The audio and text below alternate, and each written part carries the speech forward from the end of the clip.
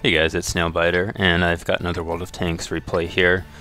This is a round with the Object 430 on Steps and Counter. The 430 is another one of the Tier 10 Russian medium tanks. It's got slightly better hull armor, slightly worse gun handling, and slightly better DPM now than the other two Russian medium tanks, but I mean, generally speaking, the playstyle is pretty similar. I think the gun depression is also the same as the T-62. So this was an interesting round that I had on Steps and Counter. I haven't actually played too much of this tank at this point.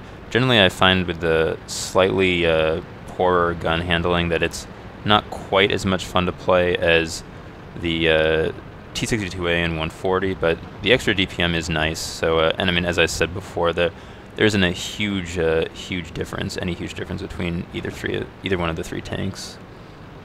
So this is Steps and Counter. I almost always go towards the cap now in this map and mode.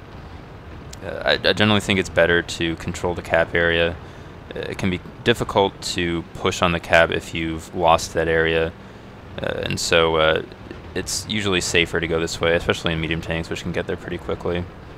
Although, as you'll see, most of my team has gone to the west, which isn't necessarily a bad thing, but we're definitely relying on the fact now that they're going to win that side and win it fairly quickly, because I really can't, or I really shouldn't be too aggressive on this side, and if the enemy sends a lot of tanks this direction, then we might be in trouble.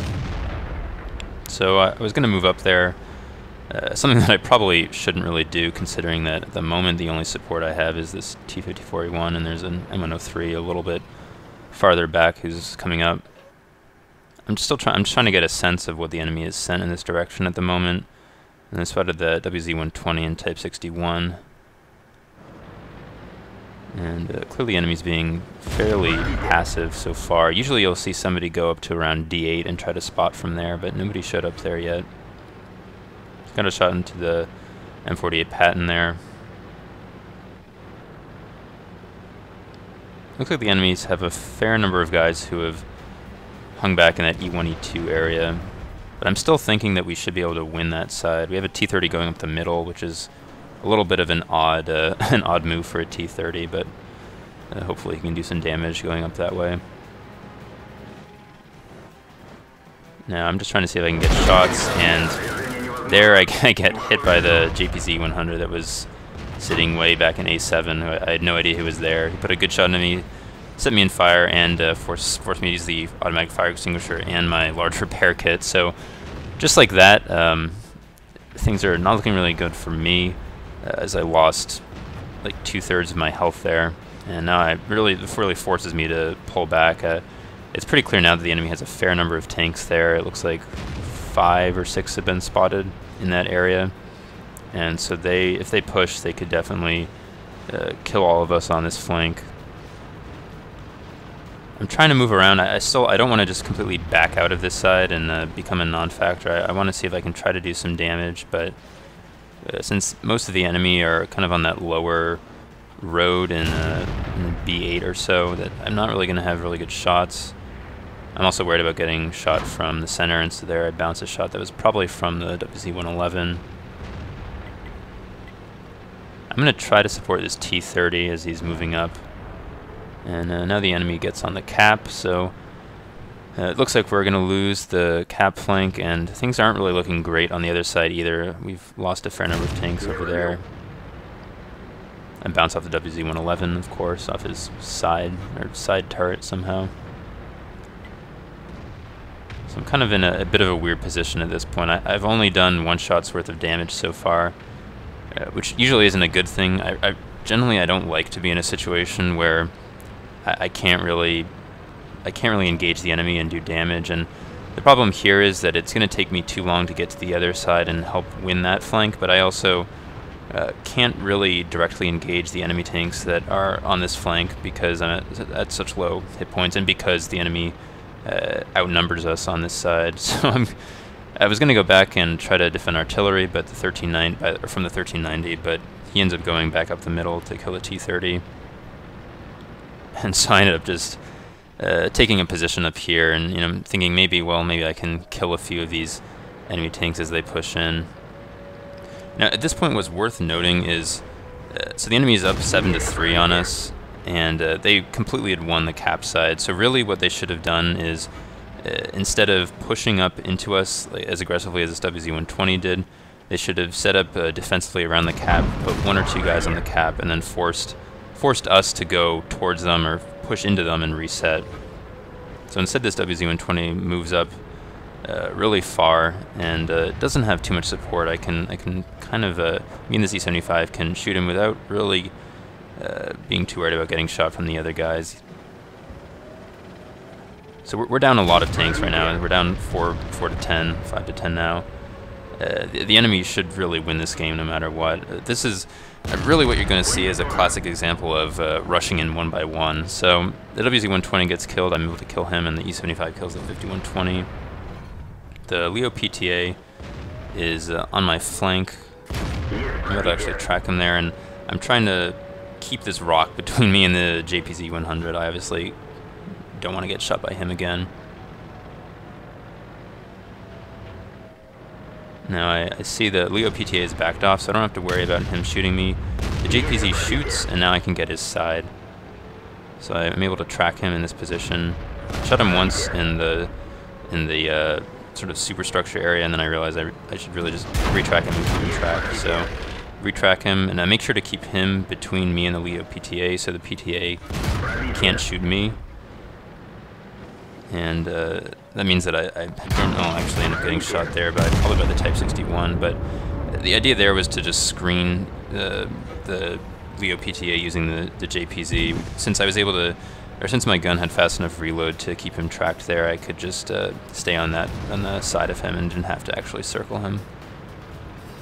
So now it's just me and this E-75 left, and really what we want to do is just take out these enemy tanks, isolate them and take them out as quickly as possible. So I rushed toward the PTA, and I'm able to take him out pretty quickly.